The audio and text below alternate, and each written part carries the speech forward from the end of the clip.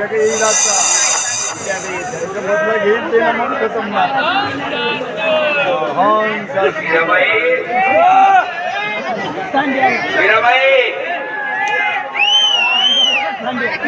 मीराबाई काही नाही असं मी खूप खुश आहे हा आणि त्यासाठी मी आज खूप पेलेली आहे.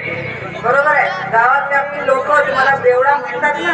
अगं म्हणू दे मीरा, गावातील लोक मला बेवडा म्हणत आहेत काही म्हणून खरं सांगतो ना माझं निश्चिम प्रेम आहे ना तुझ्यावर आणि म्हणूनच आता माझ्या त्या बायकोला सोडून कायमच तुझ्याकडे आलो.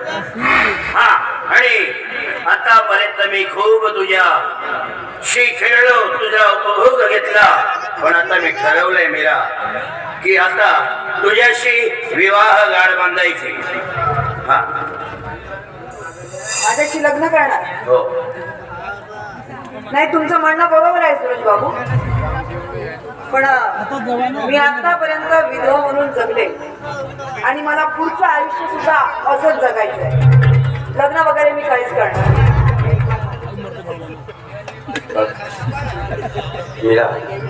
अगं खरंच मी एवढा वाईट माणूस नाहीये ग.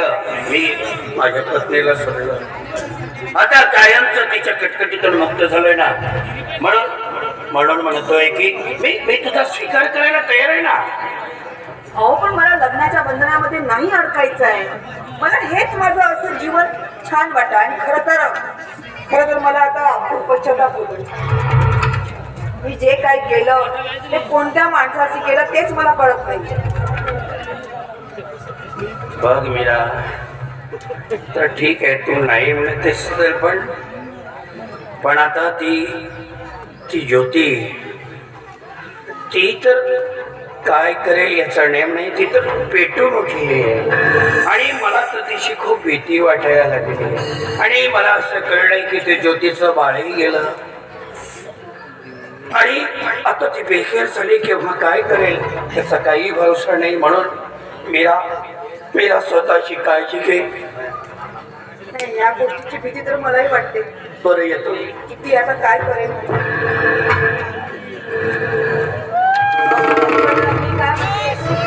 काही म्हणू नको, काली माता तिकडून येतात.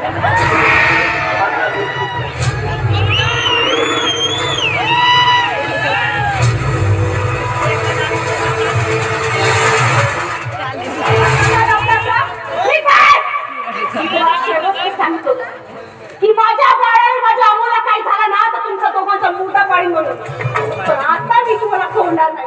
तुमच्या पापाची शिक्षा दिल्याशिवाय स्वस्त बसला नाही मी. एक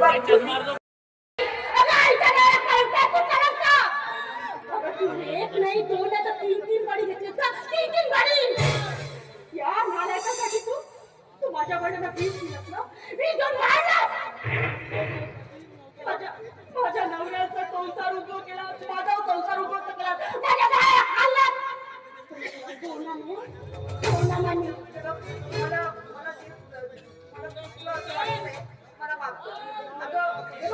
एवढी मोठी इस्टेट, माझा बँक बॅलन्स, हा सगळं काही तुझं आहे, तुझंच आहे. हा तूच घे. मला मारून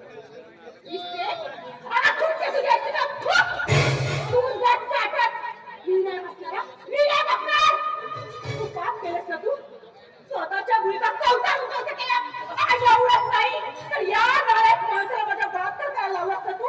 सांगा समाजाची कुठली स्त्री आहे. मला तसं काही कळायचं नव्हतं. आता मी मीराबाईकडे जेव्हा गेलो आता मी जातो. माझी नोकरी तशी गेली साहेब. मी सस्पेंड झालो साहेब. आता मी ह्या गावात पुन्हा दिसणार नाही. बंद कर तुझे नाटक, बंद कर. आम्ही एकमेकांना नाही भेटणार. तसंच वागू. ठीक आहे मी तुम्हाला जीवन द्या.